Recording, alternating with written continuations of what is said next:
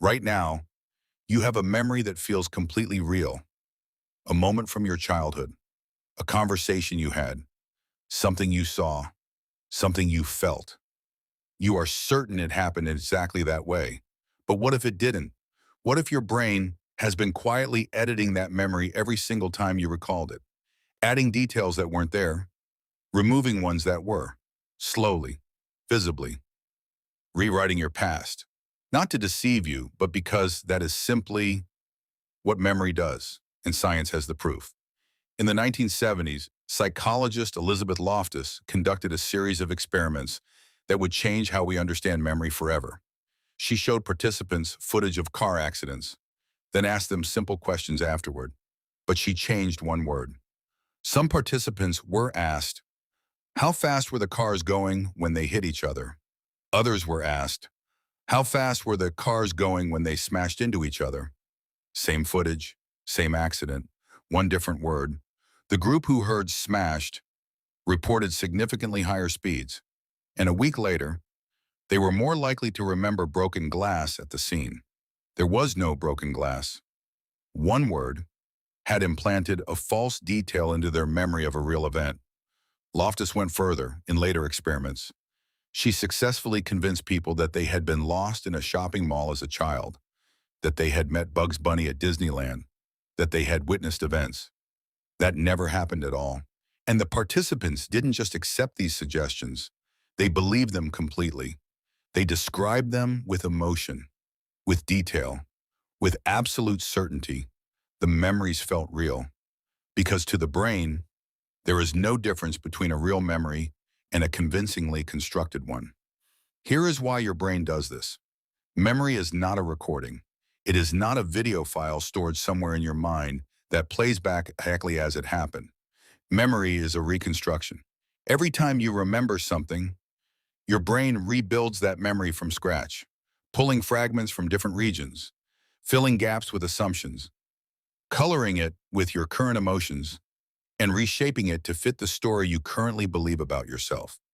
Neuroscientists call this memory reconsolidation. Every time a memory is recalled, it becomes temporarily unstable, open to editing, and when it is stored again, it is stored as a slightly different version of what it was before, which means every time you remember something, you are not remembering the original event. You are remembering the last time you remembered it, and the time before that, and the time before that. Each recall, a copy of a copy of a copy, each one slightly different from the last. Now here is where it gets philosophical. If your memories are reconstructions, then the story you tell yourself about who you are is also a reconstruction.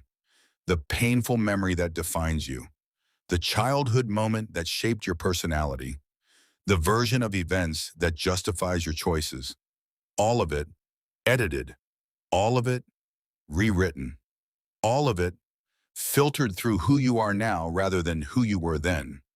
The philosopher John Locke argued that personal identity is built entirely on memory, that you are the same person you were as a child only because you can remember being that child.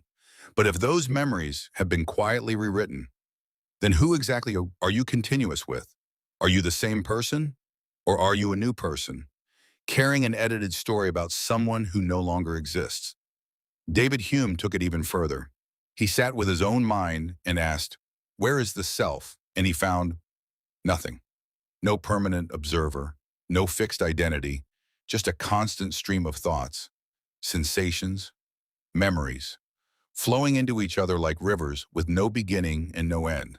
The self, he concluded, is a fiction the mind tells itself to feel continuous, and memory is how it maintains that fiction.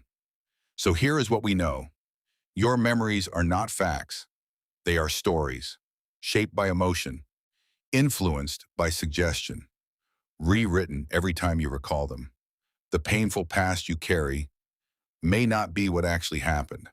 The version of yourself you have constructed from years of remembered experience may be built on a foundation that shifts every time you look at it. This should terrify you, but it should also free you, because if memory is fluid, then the past is not as fixed as you think. The story of who you are is still being written, not just in the future, but backwards, into the past. Every new experience you have changes how you remember what came before it. The Stoics understood this intuitively. Epictetus taught that it is not events that disturb us, but our interpretation of events. And if memory is an interpretation, then you have more power over your past than you ever believed. You cannot change what happened, but you can change what it means. The memory you are most defined by has been rewritten dozens of times without your permission. The story you tell about yourself is a living document, not carved in stone. And maybe that is the most quietly radical thing that science has ever told us. You are not trapped by your past. You never were. This is Veil of Being. Subscribe, because some questions don't just seek answers, they change how you see reality.